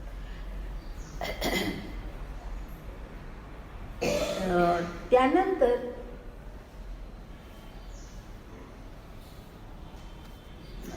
काही उदाहरणं दिली आहेत, घेऊया. म्हणजे पुढची ओवी जी आहे 49वी आणि 50वी ते आपण घेऊया. 49वी ओवी अशी आहे, एत जिव्हेचा हातू फाटे तव जेविता वाटे गोमटे, परिणामी शेवटे अवश्य मरण. स्पष्ट आहे. जेवताना फार जिभेला छान वाटतं सगळं, पण शेवटी त्याचा परिणाम व्हायचा तो होतोच. त्याचप्रमाणे पुढचं जे उदाहरण आहे ते नीट समजावून घ्या. 250वी ओवी आहे आणि ते असं आहे की सव चोर मैत्री चांग, जवत न पविजे ते दांग, सामान्य भली अंग न शिवे तव. ह्याचा अर्थ असा की सव चोर मैत्री, ह्याचा अर्थच आधी नीट कळला पाहिजे. सव हा जो त्यातला शब्द आहे त्याचा अर्थ संभावित. हा म्हणजे सव चोर म्हणजे संभावितासारखा दिसतोय. संभावित म्हणजे माहितीये ना, अगदी प्रतिष्ठित माणूस की अगदी आपल्याला पाहिलं की वाटतं की वा काय छान माणूस आहे असं आपलं एकूण इम्प्रेशन होतं. तर ते जे आहे तो सव म्हणजे प्रतिष्ठितासारखा दिसतोय, संभावितासारखा दिसतोय, नाही मात्र चोर. तर त्याची मैत्री कुठपर्यंत चांगली असते, जोपर्यंत अरण्याच्या शिव जोपर्यंत म्हणजे अरण्याची शिव म्हणजे काय म्हणायचं, सीमा जोपर्यंत लागत नाही, अरण्य आपण शिरत नाही तोपर्यंत ठीक आहे, तो काही आपल्याला करू शकणार नाही. अरण्यामध्ये आपण त्याच्या बरोबर शिरलो तर तो आपल्याला बरोबर लुटते. असं सव चोराची मैत्री ही चांगली पर्यंत हे आपण लक्षात ठेवायचं. आणि तसंच म्हणजे हे जिवेचा हातू पाहते असं जे आधी उदाहरण दिलंय ते सुद्धा म्हणजे आपल्याला नियंत्रण काय हे कळलं पाहिजे की कुठे नियंत्रण करायचं.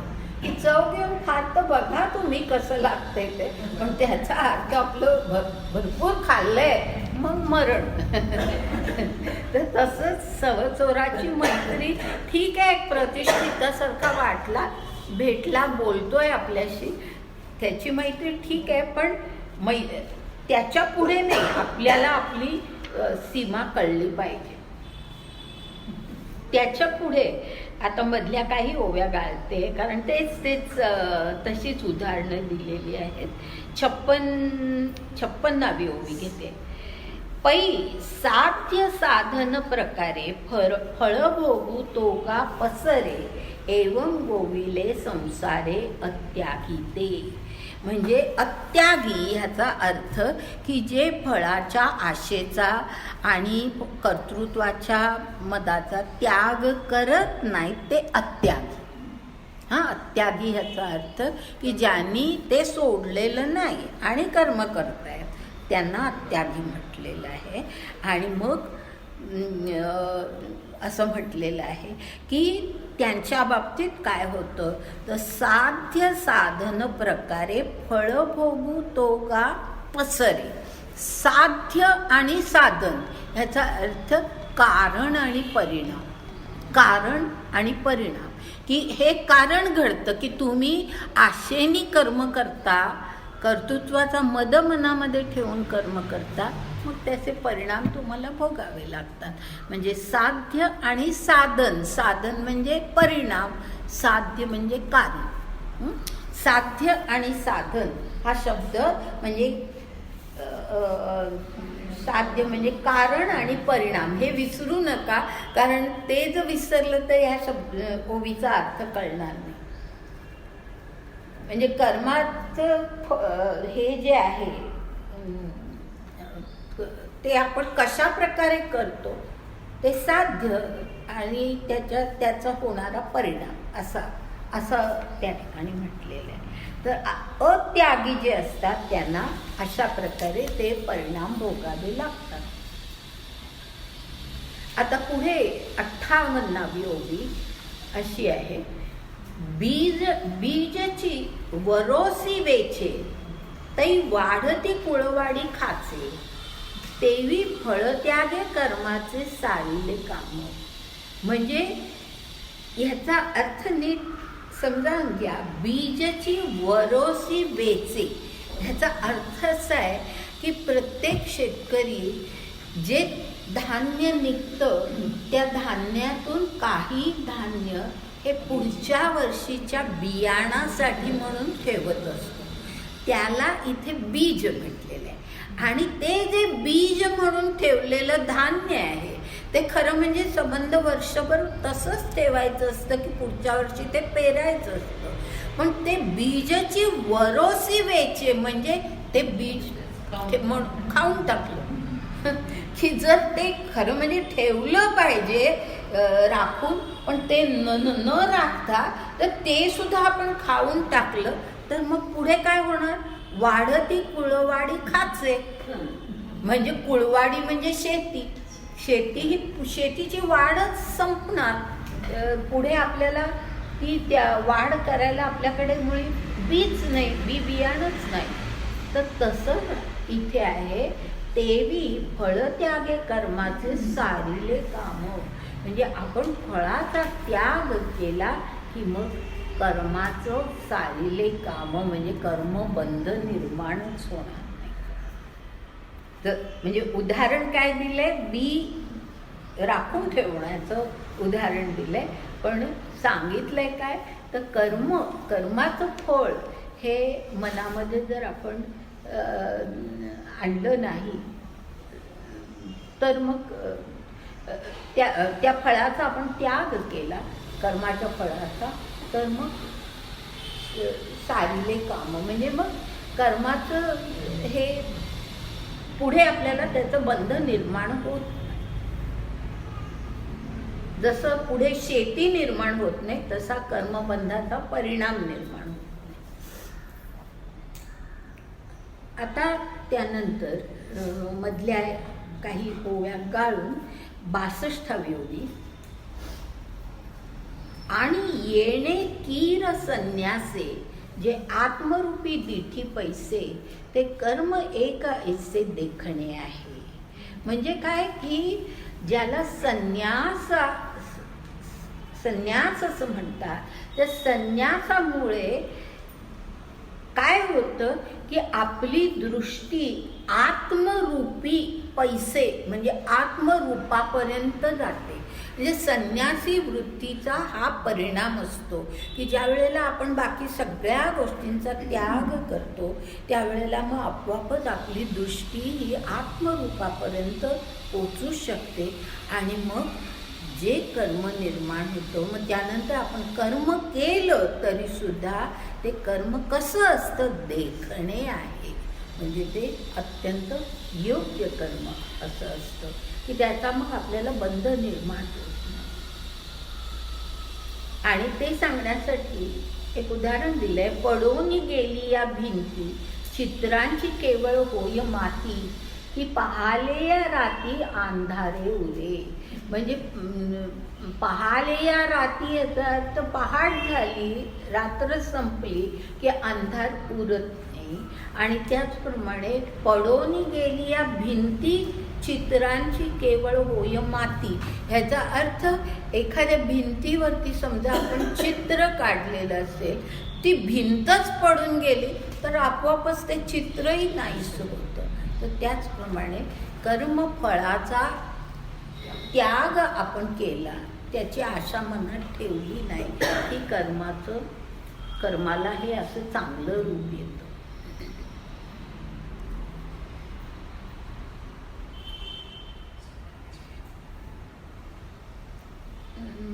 त्यानंतर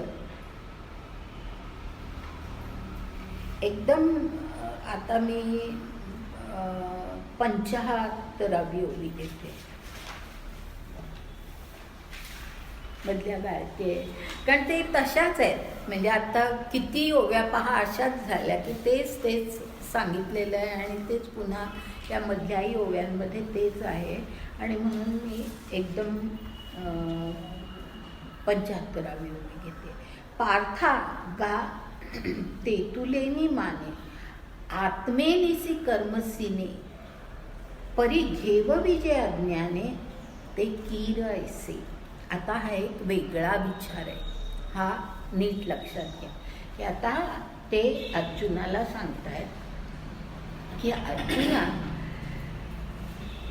आत्मेनिसी कर्मसीने ह्याचा अर्थ कर्म हे आत्म्यापासून अलिप्त असतं. कर्माशी आत्म्याचा काही संबंध नाही. सीने म्हणजे ते दोन वेगळं आहे. आत्म्याचा कर्माशी संबंध नसतो.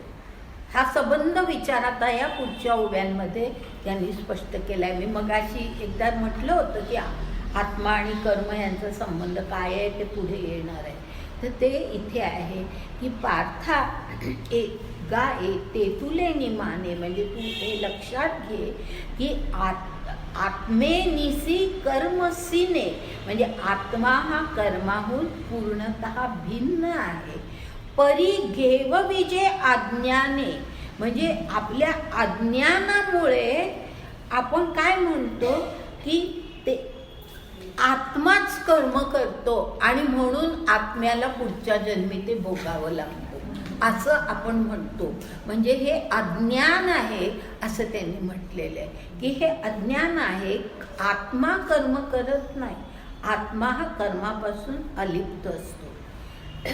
आत्मा म्हणजे आपला शुद्ध आत्मा.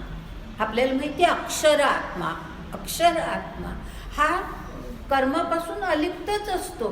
तो त्या अपरा प्रकृतीपासून सुद्धा तो अलिप्त असतो.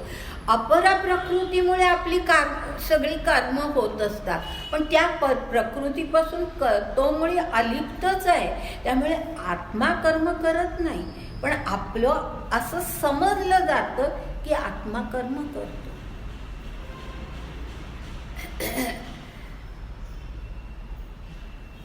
आता पुढे जे म्हटले आता पहा.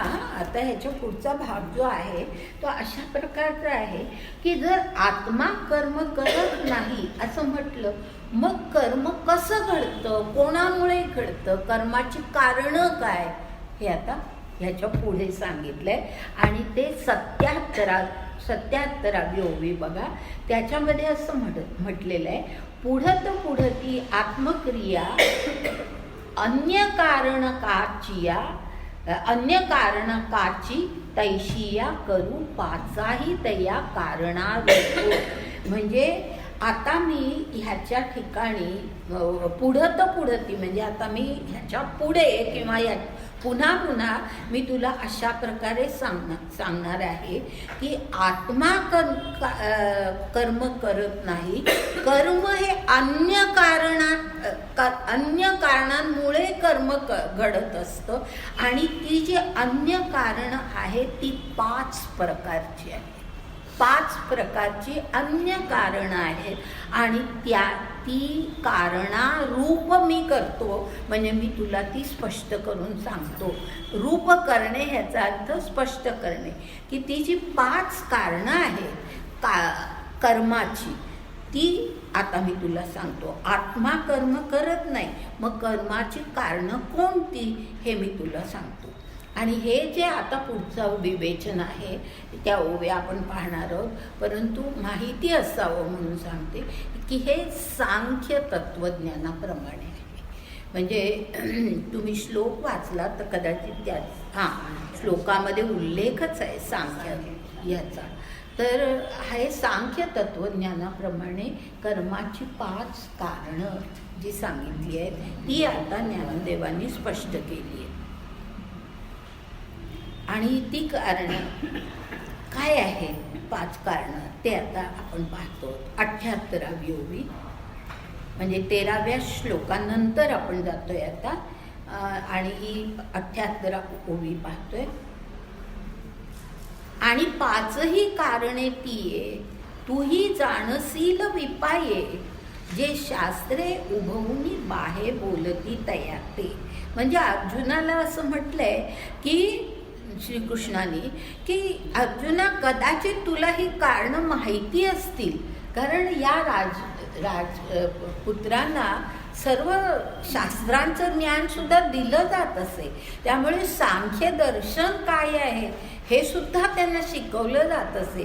तर त्यामुळे ज्ञानदेवांनी या ठिकाणी असं म्हटलं की अर्जुना तुला कदाचित शास्त्र माहिती असतील आणि त्यामुळे ही कारणंही तुला माहिती असतील, पण मी आता ती तुला स्पष्ट करून सांगतो. आता मधल्या बऱ्याच ओव्या मी काढते, एकदम त्या कारणांकडे जाते.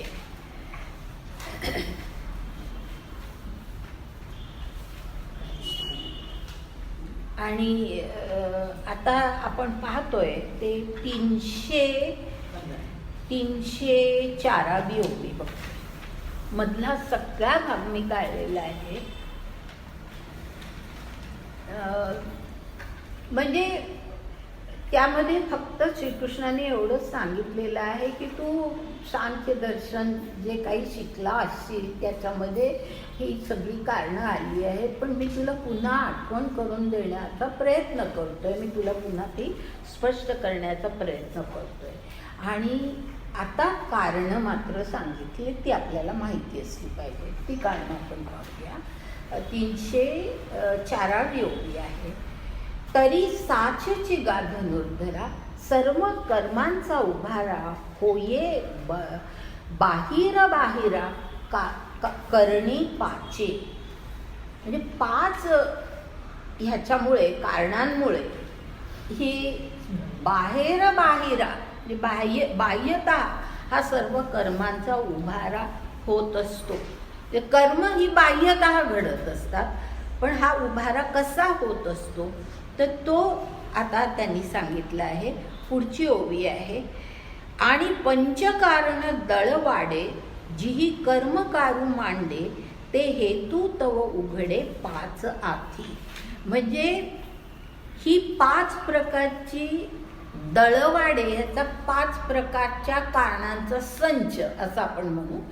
दळवाडे हा शब्द अनेक वेळेला आतापर्यंत येऊन गेले की ही सर्व 5 प्रकारची कारणं आणि त्याच्यामुळे कर्म घडत असतं आणि त्याच्यातून हेतू सुद्धा स्पष्ट होत असतो. हेतू आणि कारण ह्याच्यामध्ये थोडा फरक केलेला आहे या ठिकाणी.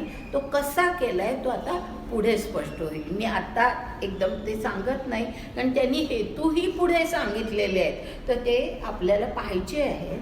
तर आता आपण पहिल्यांदा कारणं पाहतो. पहिल्यांदा ते काय म्हणतात की येर सहावी ओवी आहे, सहावी ओवी.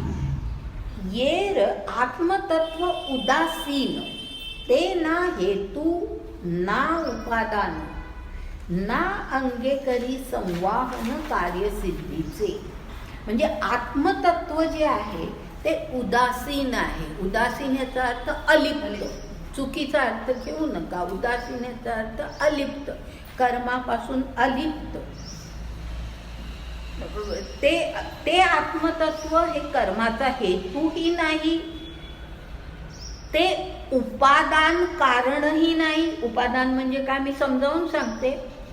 ते उपादान कारणही नाही, हेतूही नाही, उपादान कारणही नाही आणि ते कर्माचं अंगही नाही. कार्य काही त्याच्यामुळे होत नाही, आत्मतत्वामुळे होत नाही. आता उपादान याचा अर्थ असा की एखादं कर्म किंवा एखादी गोष्ट घडत असताना त्याच्यामध्ये ज्या गोष्टी, ते कर्म घडण्यासाठी ज्या गोष्टींचा वापर होतो त्याला उपादान कारण म्हणतात. आता हे उदाहरण दिल्यानंतर तुम्हाला अगदी स्पष्ट होईल. तोपर्यंत नुसतं मी असं सांगितलं की त्याच्यामध्ये त्याचा वापर होत असतो असं म्हणून ते स्पष्ट होणार नाही. पण कसा पहा, उदाहरण देते की मातीचं मडकं जेव्हा बनवलं जातं त्यावेळेला त्याच्यामध्ये जी माती वापरली जाते ती माती हे त्या मडक्याचं उपादान कारण. आलं लक्षात? माती हे उपादान कारण. म्हणजे ते मातीशिवाय तो घट बनणारच नाही, ते मडकं बनणारच नाही. म्हणजे त्याची आवश्यकता आहे, पण ती काय आहे? उपादान. तर त्याला उपादान कारण असं म्हणतात. तर अशा प्रकारे आत्मतत्व कसं असतं, तो हेतूही नसतो, ते उपादान कारणही नसतं आणि ते कर्माचं एक अंगही नसतं. आता हे पाहिल्यानंतर पुढे 13वी ओवी, 313. तैसे 5 हेतू मिळणी पाचेची इह कारणी की जे कर्मलताची लावणी आत्मा सिना. म्हणजे 5 हेतू आणि 5 कारणांच्या मिळणी होऊन, ते त्यांचा मेळ होऊन कर्म केलं जातं आणि ही मग त्याच्यातून कर्मलताची लावणी होते. म्हणजे कर्मलता निर्माण होते, कर्माची वेल निर्माण होते. पण त्या सर्वापासून आत्मा सिना, म्हणजे आत्मा वेगळा असतो, आत्म्याचा त्याच्याशी काही संबंध नसतो. आपण नेहमी म्हणतो की आत्म्याने केलेल्या कर्मांचं आत्मा फळ बघतो असं आपण म्हणतो, पण या ठिकाणी स्पष्टपणे सांगितलं की आत्मा कर्म करत नाही. मग आता कारणं कोणती ते आता पुढे येईल. आपण कारणांपर्यंत भाग आता आपण पाहूया आणि मग थांबूया. पहिलं चालेल ना? 5:30 वाजले, अजून एक 15 मिनिटं आपण पहिलं जे आहे कारण सांगितलेलं 15वी ओवी बघा. तैसी यथालक्षणे ऐकपा कर्म कारणे तरी देह हे मी म्हणे पहिले येथ.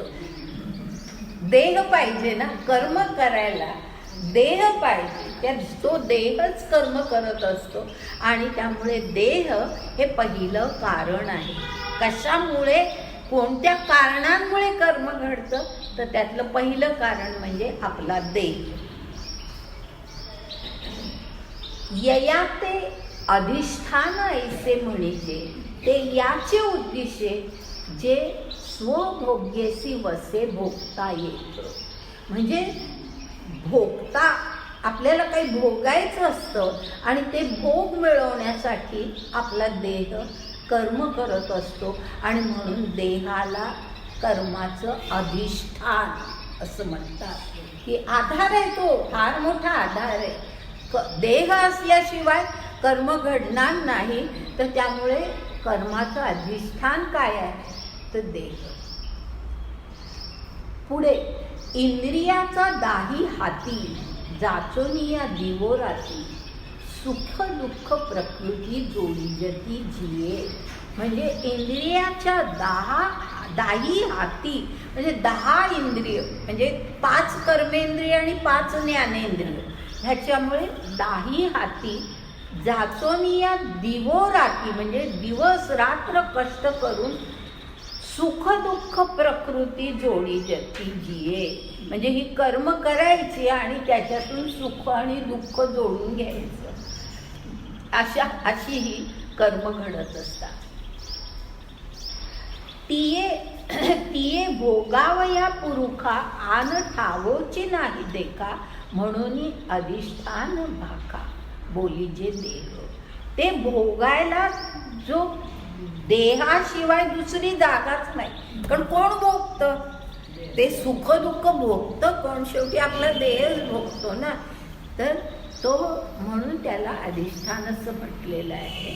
आणि त्याच्याशी म्हणजे आत्म्याचा काही या प्रत्येक ठिकाणी पहा आत्म्याचा संबंध नाही हे स्पष्ट केलेलं आहे. इथे पहिल्यांदा सांगितलंय ते देह हे कारण. आता त्यानंतर दुसरं कारण सांगितलंय 321वी ओळ. आणि करता ते दुजे कर्माचे कारण जाणीजे प्रतिबिंब म्हणे चैतन्याचे जे. म्हणजे चैतन्याचं प्रतिबिंब असतं. म्हणजे चैतन्य म्हणजे ते ह्याचं ईश्वराचं अंश आपल्यामध्ये आहे त्याचं ते खरं म्हणजे प्रतिबिंब असतं. पण तरीसुद्धा शेवटी तो देह असल्यामुळे तो शेवटी कर्ता म्हणून काम करत असतो. तर हे जो कर्ता जो आहे तो कर्ता असल्याशिवाय कर्म घडणारच नाही. तर कर्ता हे कर्माचं दुसरं कारण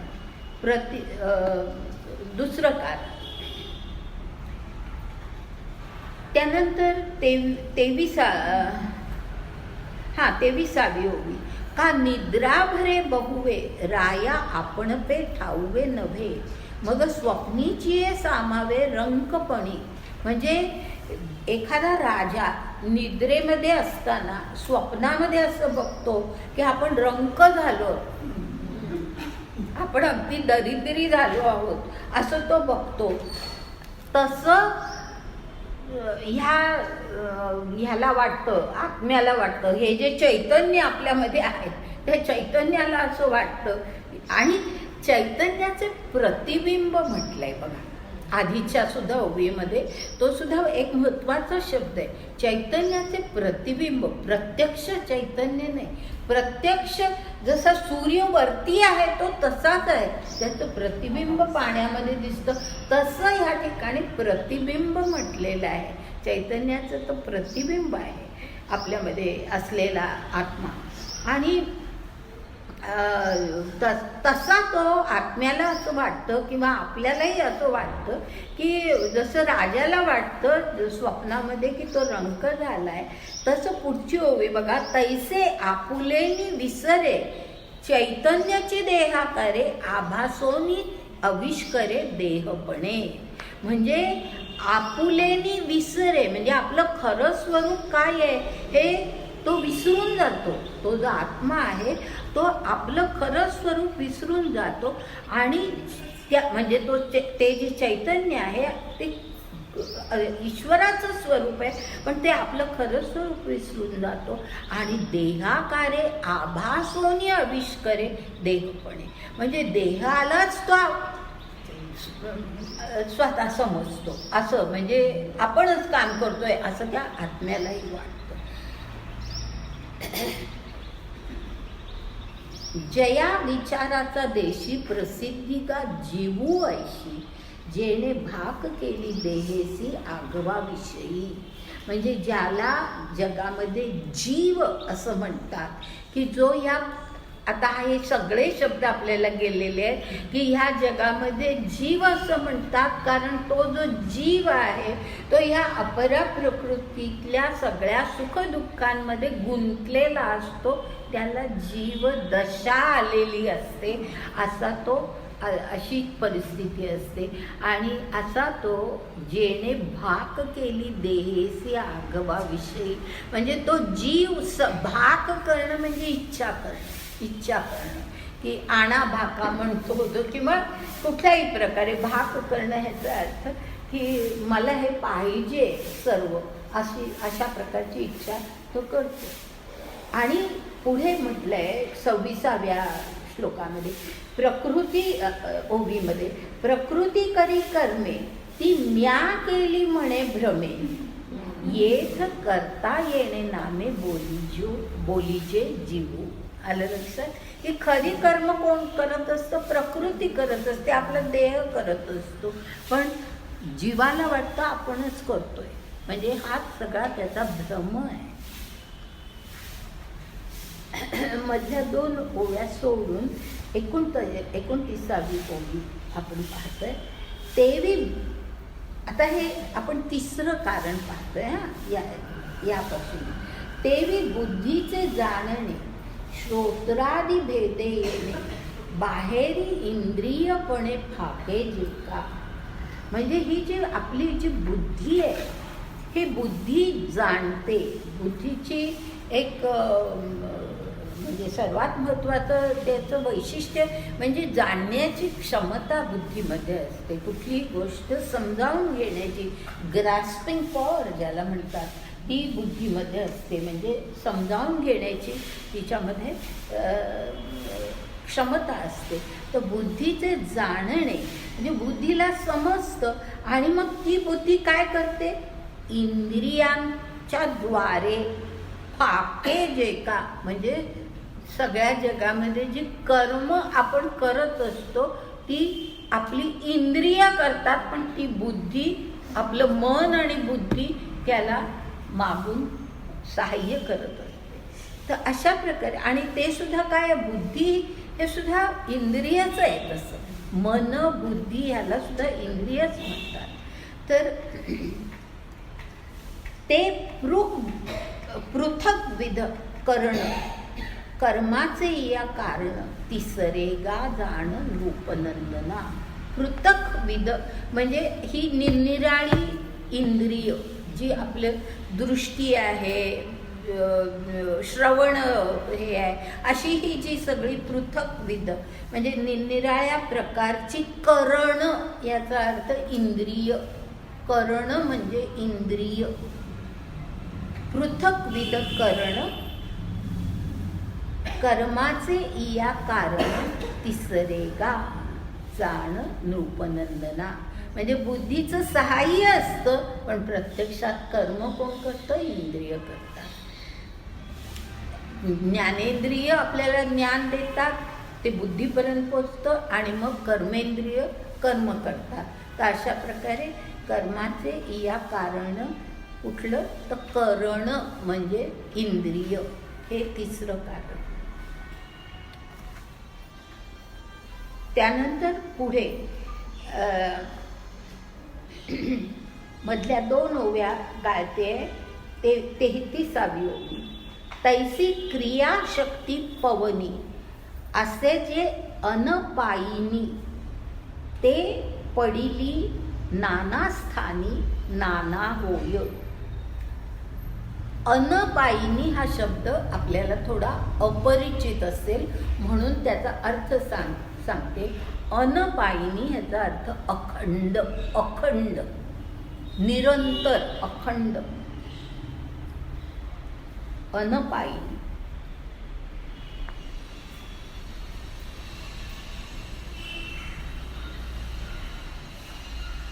आता या ठिकाणी कशाचा उल्लेख केलेला आहे? तर आपल्यामध्ये जे पंचमहाभूत आपल्यामध्ये असतात, बरोबर आहे ना? आपलं शरीर हे पंचमहाभूतांचं बनलेलं असतं. त्याच्यात पवन म्हणजे वायू हे पण एक तत्व, वायू तत्व हे आपल्या शरीरामध्ये असतं आणि आपल्याला ही कल्पना नसते. पण आता म्हणजे नसेल जर कोणाला तर ते नीट लक्षात घ्या की या ठिकाणी स्पष्टपणे ज्ञानदेवांनी सांगितले, क्रियाशक्ती पवनी असे जे अनपायिनी ते पडली नाना स्थानी नाना होय. ह्याचा अर्थ असा की ही जी ह्याची वायूची जी शक्ती आहे त्याच्यामुळे आपल्या निरनिराळ्या क्रिया होत असतात. म्हणजे क्रियांच्या मागे आपल्या शरीरामध्ये असलेला वायू कार्य करत असतो हे आपल्याला सर्वसाधारणपणे माहीत नसतं आणि म्हणून मुद्दाम हे ह्या ओवीमध्ये सांगितलं आहे. हे नीट लक्षात घ्या की तो पवन जो शब्द वापरलेला आहे तो अशा अर्थाने आहे की आपल्यामध्ये ही जी पंचमहाभूत आहे त्यातला जो पवन आपल्या शरीरामध्ये जो वायू आहे त्या वायूमुळे क्रियाशक्ती निर्माण होते आणि ती अनपायिनी म्हणजे अखंडपणे तो वायू त्या निरनिराळ्या प्रकारच्या क्रियांना हे देत असतो, शक्ती देत असतो आणि मग नाना स्थानी नाना होय म्हणजे वेगवेगळ्या प्रकारची कर्म मग आपल्याकडून घडत असतात. जे वाचे करी येणे तेची होय बोलणे, हाता आली तरी घेणे देणे होय. अगा चरणाचा ठाई तरी गती तेची पाही, अधोद्वारी दोही क्षरणे तेची. म्हणजे जी निरनिराळी कर्म आपल्या शरीराकडून होतात त्याच्यामध्ये वाचा जी आपण त्याच्यातून बोलणं निर्माण होतं त्यामागे ही पवन शक्ती आहे, ती क्रियाशक्ती आहे, ती वायूची शक्ती आहे. तर ती अशा प्रकारे वाचा निर्माण होते. नंतर हातामध्ये जेव्हा ती येते तेव्हा घेणे देणे होय. अगात चरणाच्या ठाई गती तेची होय. आणि त्यानंतर अधोद्वारी दोन्ही जी दोन अधोद्वार आहेत ज्याच्यातून मलच उत्सर्जन होत असतं त्याच्यातून ते जे आहे ते सुद्धा कर्मच आहे आणि ते सुद्धा वायू, त्याच्या मागे सुद्धा वायूची शक्ती असते. म्हणजे किती आपल्याला ह्या किती आपल्या शरीराच्या बाबतीतलं सुद्धा किती अज्ञान असतं की ह्या म्हणजे जाऊ दे मी फार स्पष्ट करत. तर अशा प्रकारे ही क्रियाशक्ती जी आहे ती त्या वायूमुळे असते. आणि आता पुढे आपण जाऊया आणि पुढची ओवी जी मधल्या काही गाळून 42वी ओवी पाहतो. एवं वायूची हे चेष्टा एकीची परिसुभटा, वर्तनास्तव पालटा येतसे जे. म्हणजे एवं वायूची हे चेष्टा म्हणजे कर्म, त्याच्याकडून जे कृती होते वायूमुळे ही जी कृती होते, वायू शक्तीमुळे ही जी कृती होत असते त्याच्यामुळे शरीरामध्ये अर्जुना निरनिराळ्या प्रकारच्या क्रिया घडत असतात. वर्तनास्तव पालटा येतसे जे. म्हणजे हे कर्म घडतं ते कर्म घडतं, हे असे निरनिराळ्या प्रकारचे कर्म घडत असतात. ही वायू शक्ती हे त्यांनी पुढची ओवी आहे ते भेदली वृत्ती पंथे, वायू शक्ती का येथे कर्म कारण चौथे ऐसे जाणं. चौथं कारण म्हणजे वायू शक्ती. आणि त्यानंतर शेवट पाचव्यापर्यंत घेते चालेल ना, 5 मिनिटं आणखीन जातील. वाचे बरवे कवी नाही, आता आपण कुठे आलो? 43 झाली. हां, त्यानंतर 44वी ओवी अशी आहे. आणि ऋतू बरवा शारदी पुढती चांदू, चंद्री जैसा संबंध पौर्णिमेचा. म्हणजे सर्वात चांगला ऋतू शरद ऋतू, त्या शरदामधलं चांदणं हे सर्वात चांगलं आणि त्याच्यामध्ये जो चंद्र म्हणजे पौर्णिमेचा जो पूर्ण चंद्र दिसतो तो अधिक चांगला, अशी उपमा देऊन पुढे तशीच आणखी एक हे असा आणखी एक उल्लेख केलेला आहे. आणि त्याच्यातून कसं फार सुंदर ह्याच्याकडे नेलेलं आहे बघा. मधल्या 2 ओव्या गाळून 47 ओवी बघा. वाचे बरवे कवित्व, कवित्व बरवे, कवित्वी बरवे रसिकत्व, रसिकत्वी परतत्व स्पर्शू जैसा. काय सुंदर ओवी आहे. वाचे बरवे कवित्व म्हणजे वाचा कशी असावी, तर काव्यच जणू काही त्या वाचेतून निर्माण होत आहे अशी वाचा असावी. कवित्वी बरवे रसिकत्व म्हणजे कवित्व आहे पण कसं असलं पाहिजे, रसिकत्व त्याच्यामध्ये असलं पाहिजे. रसिकत्व आणि रसिकत्वी परतत्व स्पर्शो जैसा. काय सुंदर, अत्यंत सुंदर ओवी आहे की रसिकत्व आहे पण रसिकत्व वेगवेगळ्या प्रकारचं असू शकतं. इथे काय म्हटलं, परतत्व स्पर्श ज्यामध्ये असेल, परतत्वाचा स्पर्श ज्याच्यामध्ये झालेला असेल असं ते रसिकत्व असावं, असं ते कवित्व असावं. म्हणजे काय, म्हणजे सगळ्यात चांगल्यात चांगलं काय हे सगळं सांगितलेलं आहे.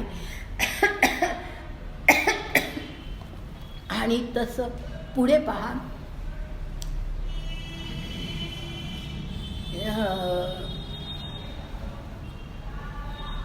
पुढची ओवी जी घेते ती 351 ओवी किंवा मधला घेऊया आपण, मधल्या 1-2 ओव्या घेऊया. मधली 49 आत्ता आपण घेतली ती 47 ना. हां, पुढची ओवी घेऊया 48. सोपे आहे. बुद्धीची एकली बरवी, वृद्धी ही बरवी, बुद्धीच आहे ना ते, बुद्धी ही बरव नवी इंद्रिय प्रौढी म्हणजे कशी बुद्धी सर्व वृत्तीच्या वैभवामधला सर्वात चांगलं वैभव काय, तर बुद्धी. आणि बुद्धी कशी असली पाहिजे, तर अगदी इंद्रिय प्रौढी म्हणजे इंद्रियांना अत्यंत उच्च, आपली जी इंद्रिय आहेत, आपलं जे सगळं शरीर कर्म करणारं जे शरीर आहे त्या इंद्रियांना श्रेष्ठत्वाला नेईल अशी बुद्धी असावी.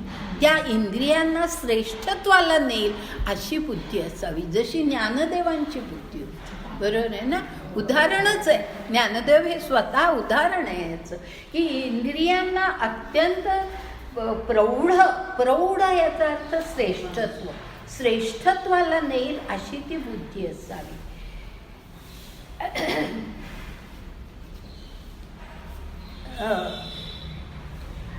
इंद्रिय प्रौढी मंडळा शृंगारू एकची निर्मळा, जे अधिष्ठात्रिया का मेळा देवतांचा जो.